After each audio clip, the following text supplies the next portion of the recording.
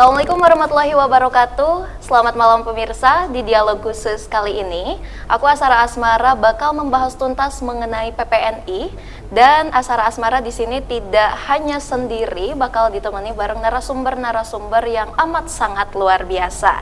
Tentunya narasumber yang pertama itu ada Bapak Ners Haji Dudang Erawan Suseno Eskep MHKes. Selamat malam Bapak. Selamat malam. Oke, kabar baik Pak? Alhamdulillah baik. Alhamdulillah baik. Lalu yang kedua ada Dr. Ners Wawan Rismawan Eskep MSc. Selamat malam Bapak. Selamat malam Tas. Oke. Assalamualaikum pemirsa. Oke, baik pemirsa, sebagaimana yang kita ketahui nih, mengenai jasa-jasa perawat ini begitu amat sangat luar biasa. Tentunya perawat merupakan tenaga kesehatan profesional yang memberikan perawatan terbaik kepada pasien, baik secara aspek biologis ya Pak, lalu psikologis dan sosial, lalu pun spiritual dengan proses keperawatannya. Maka dari itu, di dialog khusus kali ini, Asara Asmara dan narasumber yang amat sangat luar biasa akan memperingati Hari Perawat Nasional yang diperingati pada tanggal 17 Maret. Tentunya peringatan ini sebagai bentuk apresiasi mungkin ya Pak, dan dukungan dalam dunia kesehatan, khususnya pengabdian perawat. Nah, kita bakal bahas tuntas mengenai dialog khusus kali ini. Oke. Pak, boleh dong dijelaskan bagaimana sih sejarah terbentuknya Organisasi Persatuan Perawat Nasional Indonesia atau PPNI ya, yang disingkat ya. Boleh dijelaskan ke pemirsa Radar TV yang ada di rumah Pak? Iya. Saya dulu ya. Boleh. Saya tambahkan sama Pak Haji itu dan ya. Boleh. Jadi PPNI itu berdirinya sudah lama ya, 1819. Ya. Sampai sekarang masih aktif. Ya, sampai 1919, jadi 100 tahun itu masih mencari jati diri. Makanya ada perkumpulan PKPI ya. Jadi itu perkumpulan kaum pahleger Indonesia. Itu perawat zaman Belanda yang Zaman Belanda. Terus ada lagi PDKI. Beda-beda ya Pak ya? Beda. Ada lagi itu namanya Persatuan Juru Kesehatan Indonesia. Ada lagi PPI, Persatuan Perawat Indonesia. Ada lagi IPI, Ikatan Perawat Indonesia. Nah, organisasi-organisasi ini bergabung pada tahun 1974 menjadi PPNI. Nah, itu dengan pendirinya siapa? Pak Ojo dan Ojo, kawan-kawan ya, senior itu, kita. Pak Ojo. Dan kawan-kawan. Pak Ojo ini orang mana nih Pak? Kalau melihat namanya kayaknya orang Sunda, orang Oke. Bandung. Makanya diadakannya di Jalan Ekman di Bandung. Oke. Terus kalau melihat sejarah dunia itu ada dua versi sebetulnya. Apa ada aja tuh Pak? versi Barat dan versi Islam. Kalau versi Barat dulu di Inggris ada Florence Nightingale ya, perawat yang pertama. Tapi kalau melihat sejarah lagi di dunia Islam ada namanya Siti Rufaidah. Kalau tidak salah, dia yang bergerak merawat korban-korban peperangan di zaman Rasul. Jadi sejarah dunia dan sejarah Indonesia kayaknya nyambung. Ya. Oke, jadi saling berkorelasi ya, saling berkaitan satu sama lain. Nah, lalu untuk visi misi PPNI sendiri, nah kan tadi bermacam-macam ya Pak, dari namanya saja udah bermacam-macam. Nah, PPNI ini kan sudah dipatenkan mungkin sampai saat ini. Lalu untuk visi misinya sendiri ini apa sih Pak dari PPNI? Untuk visinya yang sekarang terakhir ya gitu, karena visi itu bisa berubah-berubah kan. Betul. Untuk yang terakhir ini PPNI sebagai organisasi profesi yang handal ya, disayangi anggota ya, dicintai pemerintah dan disegani organisasi lain. Itu visinya. Visi. Lalu misinya seperti apa Pak? Kalau misinya nanti bisa ditambahkan ya Pak Haji. Yang pertama kita ada 4 ya visinya. Yang pertama penguatan kepengurusan pada setiap level, termasuk di sini badan maupun kelengkapan organisasi. Nah, yang kedua mengupayakan dan mengutamakan kepentingan anggota ya dalam pelaksanaan praktek keperawatan. Terus yang ketiga membangun jejaring yang luas ya dan efektif dalam melaksanakan peran organisasi. Nah, yang terakhir yang keempat ini bekerja sama dan berkoordinasi dengan pemerintah dan pemegang kebijakan lain. Oke, jadi dicintai oleh masyarakat juga, Iya. disegani oleh organisasi lain. Masyarakat dicintai pemerintah. Oh, pemerintah. Dan disegani oleh organisasi. Nah, jadi seluruh aspek ya saling Iya. berkaitan lagi. Oke. Lalu untuk struktur organisasi PPNI sendiri ini seperti apa Pak strukturnya? Strukturnya dari mulai Dewan Pimpinan Pusat, Dewan Pimpinan Wilayah, Dewan Pimpinan Daerah, dan Dewan Pimpinan Komisariat. Komisariat yang ada di Kota Tasikmalaya ada 11 komisariat. Jadi tiap rumah sakit punya komisariat masing-masing, dipimpin oleh ketua komisariat. Jadi secara sistematis, secara strukturnya piramid lah. Piramid. Jadi, Oke. dari atas ke bawah. Ke bawah. Ya, jadi yang pusatnya itu di Jakarta ya. Di Jakarta. Nasional gitu. Ada Oh, PPNI nasional. Ada di provinsi, ada di kabupaten kota, ada di masing-masing instansinya. Oke, Gitu. wilayahnya ya. Iya. Untuk Tasik sendiri strukturnya seperti apa Pak? Tasik sendiri strukturnya sebelum Munas karena sebelum Musda, karena kita belum Musda ya, Musda terakhir 2018. Jadi ketua, ada wakil ketua, ada sekretaris bendahara. Wakil ketua itu ada 7 ya, bidang organisasi, dan hukum, bidang pelayanan, bidang sisinfo, bidang kesejahteraan, dan bidang hubungan antar lembaga. Jadi bidang-bidang itu semuanya di bawah ketua umum, di bawah ketua DPD PPNI Kota Tasikmalaya. Oke, berarti sangat jelas juga ya Pak untuk struktural Iya. sendiri. Iya. Lumayan agak banyak gitu ya. Iya, betul. Oke. Bahkan TAS Gimana? namakan di luar negeri juga ada. Ada. Iya, Ya. jadi ada PPNI di luar negeri kita. Ada Di juga. berbagai negara ada. Oke, untuk struktural di luar negeri juga sama Mengikuti seperti. anggaran dasar, anggaran rumah tangga nasional kita. Oke, ADART nasional berarti ya. Ya, karena banyak perawat yang bekerja di sana. Perawat Indonesia Iya, yang bekerja di luar negeri. Iya, di Iya. Amerika, di Belanda, Uni Emirat Arab, ya gitu, di Jepang. Jadi mereka karena banyak akhirnya membuatlah organisasi di sana. Oke, siap. Nah, lalu untuk regulasi peraturan atau undang-undang nih Pak yang menaungi profesi perawat ini seperti apa? Kita jelas sudah punya undang-undang, artinya kalau secara substansi pokok yang mengatur tentang kewenangan, pendidikan, dan lain-lain ada di Undang-Undang 38 2014 tentang keperawatan. Yang mungkin setelah undang-undang ada Permenkes hubungannya dengan praktek keperawatan.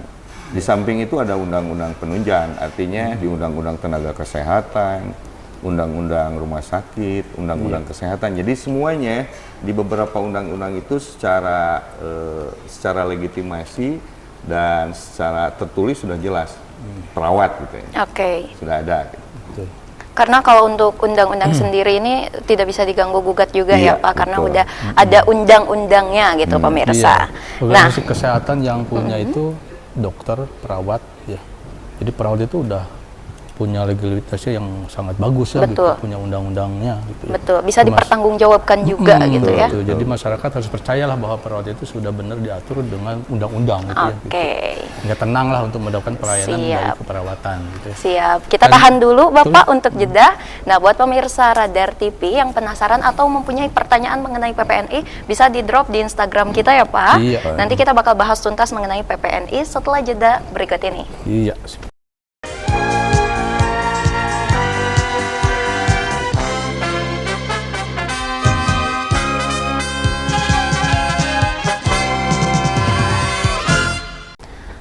Baik pemirsa, kembali lagi nih di Dialog Khusus segmen kedua, tentunya bareng aku Asara Asmara dan narasumber kita yang amat sangat luar biasa. Kita lanjut ke pembahasan selanjutnya, tadi mengenai undang-undang nih ya Pak. Nah, untuk PPNI sendiri apa sih dan bisa nggak sih memberikan advokasi terhadap anggotanya yang bermasalah dengan hukum dan ada batasannya tidak Pak?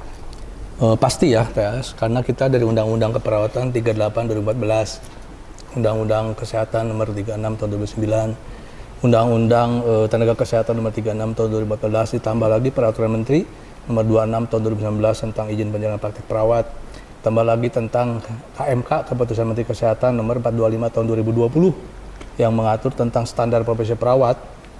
Semuanya ini sudah mengatur baik bagi perawatnya, keamanan perawatnya, pelindungan bagi perawatnya, juga keamanan dan perlindungan bagi masyarakat. Seperti gitu. itu, Jadi Pak. semuanya sudah diatur sedemikian rupa sehingga pelayanan itu akan sesuai dengan koridornya. Harapannya sesuai dengan koridornya. Oke.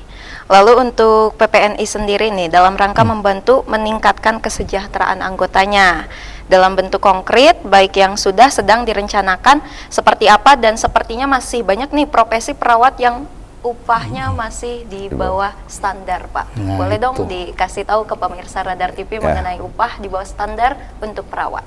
Jadi kita mulainya dari kewenangan ya. Boleh. Setelah tadi disampaikan Pak Wawan, ada undang-undang dan Permenkes, berarti timbul kewenangan ya. Nah, ketika timbul kewenangan tentunya akan berbeda secara de facto dan de jure. Artinya kalau di undang-undang seperti itu, kalau di lapangan berbeda lagi. Berbeda ya, Pak? Ya, ini artinya bagaimana program pemerintah bisa berjalan dengan memberdayakan SDM yang ada. Sehingga timbul kesenjangan antara kewenangan perawat secara de jure dengan kewenangan perawat secara de facto. Artinya masih ada kalau apa namanya ditambahin berarti harus ada kredensial namanya. Kredensial itu proses bagaimana perawat itu kompeten dan kompetensi apanya sehingga muncullah rincian kewenangan klinik. Setelah itu harus ada surat kewenangan klinik yang dikeluarkan oleh pimpinan Pasienkes, baik direktur maupun pimpinan Pasienkes lainnya. Berangkat dari sana tentunya berimbas kepada kesejahteraan ya, Betul, karena betul. ini hubungannya dengan layanan dan tindakan. Memang selama ini masih adalah beberapa perawat yang diberikan kompensasi di bawah UMR ya, karena kalau kita lihat perawat itu ada yang bekerja di pemerintah dan ada yang bekerja di sektor swasta. Swasta, betul. Biasanya ada beberapa Pasienkes ini yang memberikan apa namanya kompensasi di bawah UMR. Tetapi kita terus komunikasikan dengan baik dengan owner ataupun dengan pimpinan Pasienkes tersebut. Karena terus terang kita harus terus berinteraksi dengan pimpinan Pasienkes karena hubungannya dengan legislasi dan lisensi. Betul. Ketika seorang perawat itu habis STR-nya 5 tahun harus diperpanjang nih. Betul. Otomatis butuh rekomendasi kita dari organisasi profesi.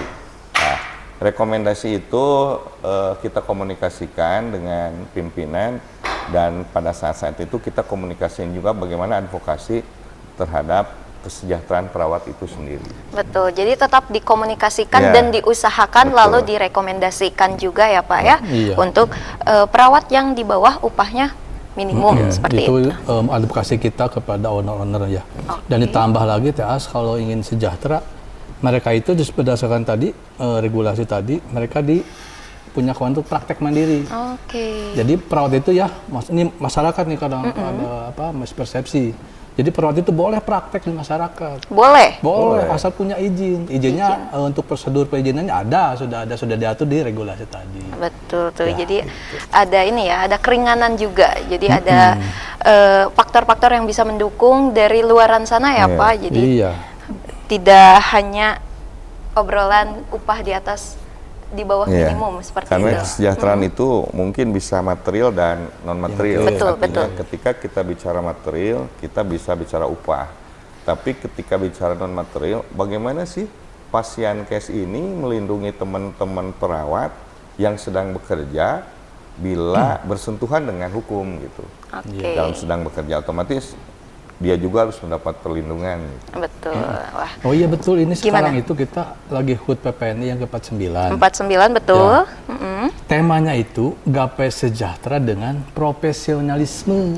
Nah itu Gapai- yang tadi pertanyaan kan sejahtera Siap, ya. siap. Nah itu betul. Jadi kalau ingin sejahtera ya nih teman-teman ya dimanapun berada, ya kita harus profesionalisme dulu. Oke. Profesionalisme apa? Sesuai dengan peraturan perundang-undangan. Ya standar profesi, standar pelayanan, standar personal prosedur, standar etika, dan banyak standar. Itu kita penuhi, nanti dengan profesionalisme maka akan sejahtera. Nah, Oke. itu otomatis itu malah Menarik nih ya Pak ya. iya, Oke. betul. Nah, lalu untuk cara bergabung menjadi PPNI sendiri nih. Seperti apa nih Pak? Pak Jeddah Cara ambil. bergabungnya karena di saat zaman sekarang digitalisasi, jadi kita online pakai aplikasi. Online. Ada namanya SIMKA. Jadi daftar sendiri melalui online, tapi ada rekomendasi dari DPD. Ketika habis STR juga dia memperpanjangnya online juga gitu. Oke. Jadi dipermudah ya Pak Dipermudah sekarang, zaman apalagi 4.0 era digital apa-apa Iya. melalui Betul, internet betul. seperti itu. OL online. Online siap. Nah, lalu keuntungan menjadi anggota PPNI ini apa sih Pak? Yang pertama advokasi lah kita Advokasi. dari OV. Yang kedua tadi yang saya sampaikan terkait dengan lisensi dan legitimasi gitu. Jadi ketika dia mau melamar ke suatu Posyankes harus punya surat tanda registrasi. Ketika surat tanda registrasi itu mau dimunculkan dan habis 5 tahun, kita merekomendasikan. Oke. Jadi selain advokasi kita lisensi dan legitimasi juga. Oke. Lalu untuk bukti fisik setelah mendaftar registrasi, apa nih bukti fisik saya telah daftar dan diterima menjadi anggota PPNI, apa sih Pak? Punya kartu, Kartu. pastinya, kartu anggota PPNI. Kawan, coba Mau lihat nih? dikeluarkan. Boleh saya lihat. Aduh, ntar ada susah nih. Oke. Nah, Wah, ini. ATM nih. Oh bukan. Betul. Ini kita diakui ada brizinya, jadi Oke. sudah kerjasama dengan bank. Dengan bank tertentu. Ini ya, tuh ganteng kan ya? Ganteng ya, Fotonya Pak. ganteng kalau hasilnya. Bisa di close up sama tim kameramen. Ini ya. Sip. Oke. Ini kartu PPNI.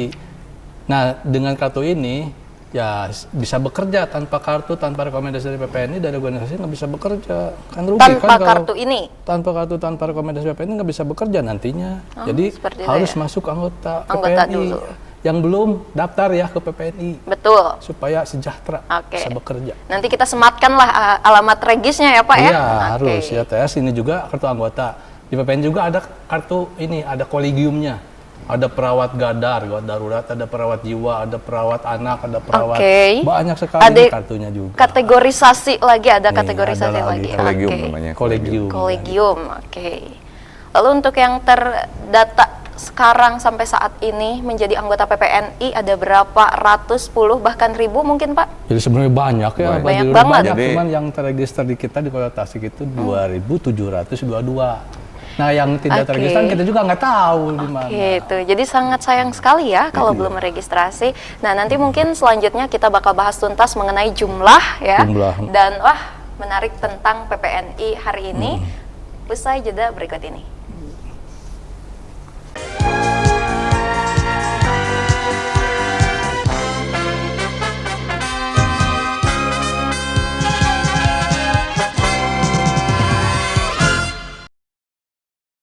Halo pemirsa, kembali lagi di segmen ketiga. Tentunya ini sebagai segmen terakhir, sayang sekali ya pemirsa. Nah, tentunya di segmen terakhir kita bakal bahas tuntas dan bahas lebih dalam seputar PPNI hari ini. Tentunya masih bersama saya Asara Asmara dan narasumber kita yang amat sangat luar biasa. Nah, tadi kita telah menyinggung jumlah keseluruhan dari PPNI ya. Boleh dijelaskan kembali ke pemirsa Radar TV Pak, total Jumlahnya ya? Iya, keanggotaan PPNI. Ya, jadi jumlahnya itu sangat banyak sekali. Ini kalau misalnya di lingkup nasional itu sekitar 2.287.146. 2 juta orang. Iya, banyak. Skala nasional. Iya, tambah lagi kalau di tingkat daerah ada 511.191. Jadi Oke. banyak. Ini yang baru terregistrasi, karena yang tahu kan terregistrasi. Registrasi. Ya, itu. Untuk di Kota Jumlah. Tasik 2.722 yang Oke. terregistrasi. yang telah terregistrasi itu udah Iya. 2.000. Yang belum 1.700. terregistrasi mungkin Karena nggak tahu kita nggak juga. tahu ya. Iya. Jadi makanya buruan Mungkin daftar. lihatnya lulusan dari Lulusan. pendidikan kan banyak banget. Betul. Dan makanya ini jadi kekuatan, suka dipakai juga nih kekuatan politik juga ya gitu. Jadi peluang juga ya untuk adanya dialog khusus kali ini membahas PPNI nih, buat yang belum daftar buruan daftar Iya, makanya. betul. Lalu tadi untuk jumlah, nah apa sih yang melatar belakangi PPNI Pak mengambil tema yang tadi telah Bapak singgung, gapai sejahtera dengan profesionalisme? Boleh dijelaskan kembali Pak? Ya mungkin saya dulu ya yang Boleh, ditambahkan. Jadi yang pertama kita ingin ini sejahtera ya gitu. Semua orang pasti ingin sejahtera. Ya sejahtera ini juga banyak artinya ya gitu. Kalau dari beberapa pengertian sejahtera itu aman, sentosa, makmur, penghasilan cukup, bahkan lebih ya itu minimal cukup. Sejahtera. Ya singkatnya itulah gitu. Betul. Banyaknya aman, damai, sejahtera, makmur. ya penghasilan keuangan cukup. Nah, itu secara simpel ya orang awam itu sejahtera. Ya mungkin Pak Haji penambahan Pak. Jadi sejahtera itu saya utarakan tadi ya, ada yang material dan non material. Teman-teman perawat ini kalau melihat regulasi punya 2 tempat untuk praktek, satu di rumah sakit, satu pasien case, atau satu di rumah sakit, satu mandiri. Jadi harapannya kedua peluang di dalam regulasi ini digapailah oleh teman-teman perawat hubungannya dengan kesejahteraan. Jadi bisa kerja dan bisa praktek mandiri. Akan tetapi dengan sekarang ada beberapa pasien case yang memang ngasih kompensasi masih di bawah UMR. Terus pasien case juga ada beberapa yang menggunakan teman-teman perawat yang belum terregistrasi, jadi tidak punya STR tapi dia dipekerjakan gitu. Masih ada lah di beberapa klinik dan rumah sakit. Tapi mudah-mudahan dengan penertiban pemerintah hubungannya dengan izin pasien case dan akreditasi, ini akan menjadi dorongan untuk ke arah profesional. Karena kalau melihat di regulasi akreditasi rumah sakit yang dinamakan profesional pemberi asuhan itu adalah dokter, perawat, dietitian dan farmasi klinik. Jadi perawat ada di sana gitu hubungannya dengan bidan atau perawat. Oh, bidan perawat. Oke. Jadi profesional pemberi asuhan itu legitimasinya sudah jelas. Oke. Jadi PR pemerintah tuh satu ya. Untuk menertibkan mungkin ya Pak. Nah, lalu bagaimana sih kiprah PPNI dalam ikut serta meningkatkan derajat kesehatan masyarakat nih Pak? Ya. Tentunya ini pertama yang tadi disebutkan Pak Wan, hubungannya dengan keselamatan pasien ya. Sudah ada di beberapa regulasi, fokus kita ke arah sana dalam praktek keperawatan. Yang kedua hubungannya dengan integrasi dengan program pemerintah, jelas ya. Teman-teman perawat sekarang banyak ditempatkan di beberapa puskesmas pegang program. Atau teman-teman perawat banyak ditempatkan di tempat-tempat yang terpencil. Di puskesmas pembantu dan lain-lain. Itu yang normatif. Yang non formalnya tentunya teman-teman perawat di PPNI sudah ikut dalam program pemerintah, baik itu imunisasi yang kemarin, hubungannya dengan pandemi COVID, kita menjadi garis terdepan lah hubungannya dengan penanganan COVID ini. Saya tahu lah, karena saya juga waktu itu sama-sama kita berjuang. Itu banget ya Pak. Lalu kalau kita ini singgung atau colek lagi masalah perawat yang gimana ya, mungkin lalai dalam pekerjaannya nih Pak, dengan kasus-kasus yang beredar yang suntik mati tadi enggak? Mantri suntik mati kades. Lalu ada juga kasus perawat yang menggunting jari. Ya. Boleh dijelaskan mungkin Pak ke pemirsa Radar TV? Ya, mungkin dalam melakukan pekerjaannya ya, pelayanannya, emang tiap orang itu pasti ada aja sih, tidak ada orang yang sempurna ya gitu. Betul. Suka ada aja kesalahan ya gitu. Nah, makanya dari PPNI ke anggota silahkan lakukan sesuai dengan standar profesi, standar pelayanan, standar prosedur, standar etika. Ya gitu, semua aja standar-standarnya. Lakukan sesuai dengan itu ya. Kalau sudah sesuai dengan standar semua aturan, melakukan, ya kita mudah untuk advokasi gitu ya. Ada misalnya yang kemarin suntik, sebenarnya kan modusnya itu mereka bertengkar gitu ya, terus merasa ingin mendidik si kades itu tersebut ya gitu, dengan hanya niat mau suntik untuk aja untuk mengingatkan aja. Tapi akhirnya kan kebablasan ya, gitu. Akhirnya meninggal. Ya, gitu. Terus yang itu juga kegunting jari. Ya, waktu itu juga saya pernah di RSPAD ya. Kalau kita ke bayi itu yang pasang spalak ya, pasang spalak itu kan digulung lagi ya pakai kasa gulung ya. Nah, kita nggak tahu, untuk memudahkan kita main gunting. Nah, waktu itu juga teman saya bukannya pakai gunting perban, harusnya yang sebelahnya tumpul kan ya. Nah gitu, dan cara guntingnya juga kan harusnya diangkat kan ya. Ada gunting. tekniknya ada ya. tekniknya, makanya ada standar pelayanannya. Nah, mungkin ini pakai gunting jaringan yang dua-duanya tajam ya.